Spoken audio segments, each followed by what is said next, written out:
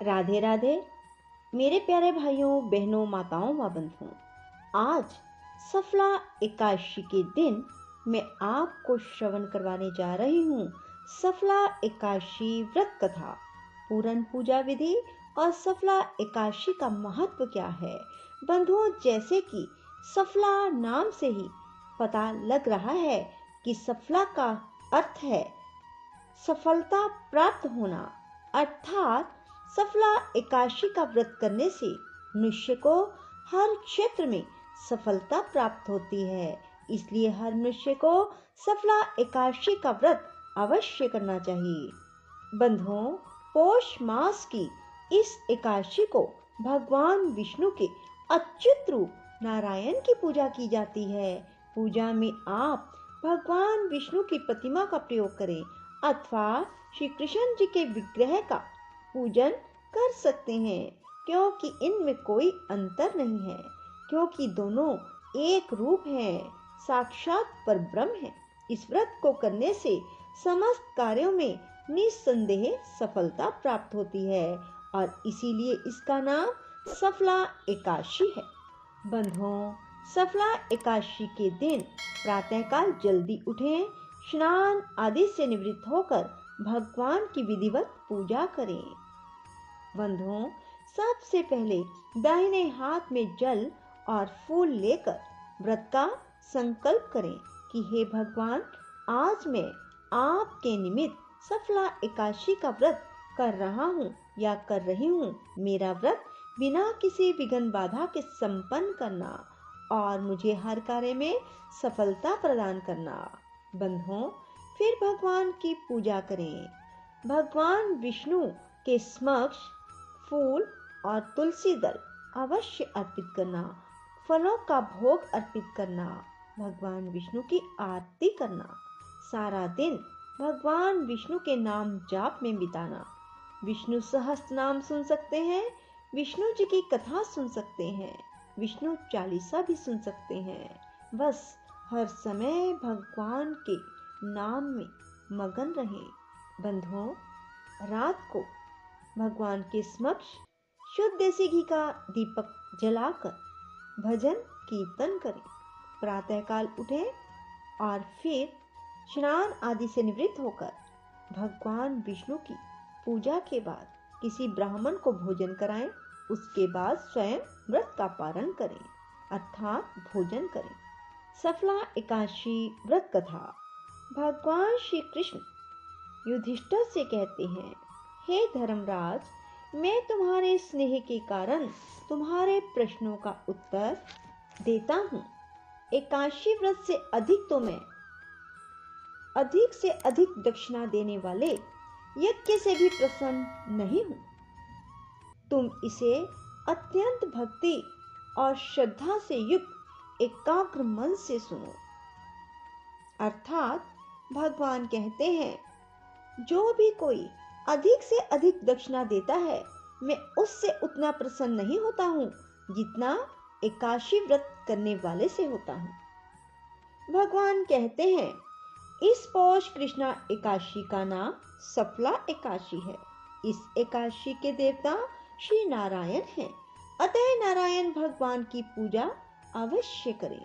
जिस प्रकार नागों में शेषनाग, पक्षियों में गरुड़ और सब ग्रहों में चंद्रमा, यज्ञों में अश्वमेघ, देवताओं में भगवान विष्णु श्रेष्ठ हैं, उसी तरह सब व्रतों में एकादशी व्रत श्रेष्ठ है।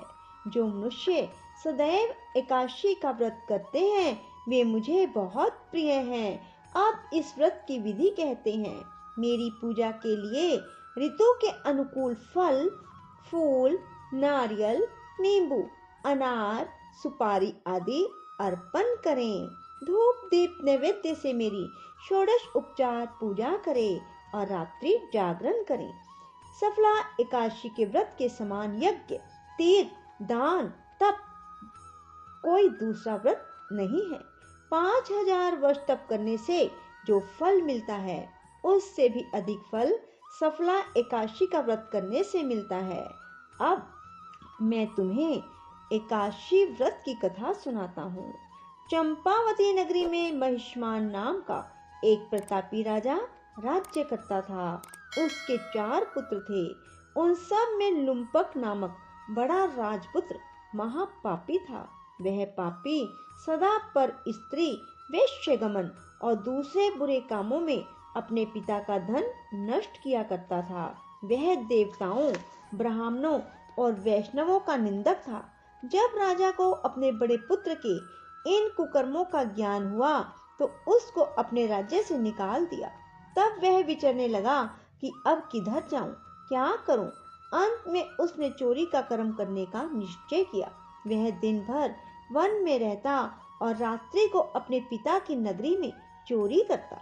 वह प्रजा को तंग करने और मारने का कुकर्म भी करता था। वह वन में पशुओं आदि को भी मार कर खा जाता था। राज्य कर्मचारी उसको इन कुकर्मों के कारण पकड़कर भी राजा के डर के मारे छोड़ देते थे। वन में एक अत्यंत प्राचीन पीपल का वृक्ष था। लोग उसकी भगवान के समान पूजा किया करते थे। उसी वृक्ष के नीचे वह महापापी लुम्पक रहा करता था। इस वन को लोग देवताओं का क्रीड़ा स्थल मानते थे। पौष के कृष्ण पक्ष की दशमी के दिन वह वस्त्रहीन होने के कारण शीत के मारे समस्त रात्रि ना सो सका और मूर्छित हो गया। उसके पैर अकड़ गए और सूर्योदय होने पर उसकी मूर्छा नहीं गई। दूसरे दिन सफला एकादशी को दोपहर के समय सूर्य की गर्मी से उसकी मूर्छा दूर हुई तो वह होश में आकर गिरता पड़ता वन में भोजन की खोज में भटकने लगा। परंतु शारीरिक कमजोरी और कष्ट के कारण वह जीवों को मारने में असमर्थ रहा। अंत में वह वृक्षों से गिरे हुए फलों को बीनकर पीपल के वृक्ष के नीचे आया। उस समय तक सूर्य भगवान अस्त हो गए थे। उसने फलों को पीपल के वृक्ष के नीचे रख दिया और रो रो कर कहने लगा, हे भगवान, यह सब फल फूल आपके ही अर्पण है, आप ही इनसे तृप्त होइए। उस रात्रि भी उसको दुख के मारे नींद नहीं आई और वह रो रो कर भगवान को याद करता रहा। इस प्रकार उसने अनजाने में ही सफला एकादशी का उपवास और रात्रि में ईश्वर की भक्ति कर ली। इस व्रत और जागरण से भगवान अत्यंत प्रसन्न हुए और उसके सब पाप नष्ट हो गए। दूसरे दिन प्रातः समय अनेकों सुंदर वस्त्रों से सजा एक अति सुंदर घोड़ा उसके सामने आकर खड़ा हो गया। उसी समय आकाशवाणी हुई, हे राजपुत्र, भगवान नारायण की कृपा से तेरे समस्त पाप नष्ट हो गए हैं। अब तू अपने पिता के पास जाकर राज्य प्राप्त कर। लुम्पक ने जब ऐसी आकाशवाणी सुनी तो वह अत्यंत प्रसन्न हुआ। हे भगवान, आपकी जय हो कहते हुए उसने घोड़े की पीठ पर रखा खाना खाया और वस्त्र आभूषण पहन लिए। घोड़े पर चढ़कर वह अपने पिता के पास गया और संपूर्ण कथा कह सुनाई। कुछ समय बाद राजा महिष्मान ने लुम्पक को अपना राज्यभार सौंप दिया और स्वयं तपस्या करने वन में चला गया। अब लुम्पक शास्त्र अनुसार राज्य करने लगा। उसके स्त्री पुत्र आदि भी नारायण के परम भक्त बन गए। वृद्ध अवस्था आने पर वह अपने पुत्र को गद्दी देकर भगवान का भजन करने के लिए वन में चला गया। अंत में विष्णु लोक को प्राप्त हुआ।